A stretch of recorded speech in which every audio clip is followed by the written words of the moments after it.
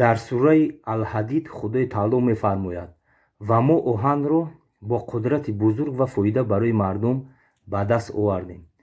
Олимону донишмандон мегӯянд, ки оҳан дар дохили замин мисли ҳама маъданҳо ба вуҷуд наомадааст.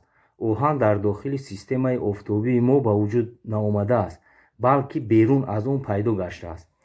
барои пайдоиши оҳан энергия лозим аст, ки он дар рӯи замин ва ҳатто дар системаи офтобӣ мавҷуд нест. донистани он кифоя аст, ки системаи ҳастаӣ барои ташаккули атомҳои оҳан зарур аст. ҳарорати 5 миллиард дараҷаро талаб мекунад.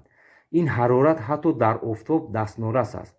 сатҳи болоии офтоб 6000 дараҷа ва маркази он миллион дараҷа гарм аст. ҳол он ки чӣ хеле ки мо дар болотар гуфтем, барои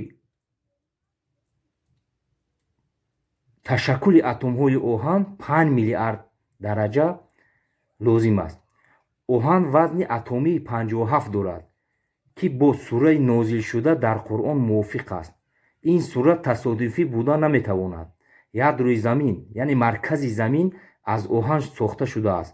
мавҷудияти оҳан ба миқдори зиёд ба кураи замин майдони магнитие медиҳад, ки атмосфераро нигаҳ медорад ва онро аз шуъоҳои болои замин муҳофизат мекунад. бе вуҷуди оҳан ҳаёт дар сайёраи замин хотима хоҳад ёфт.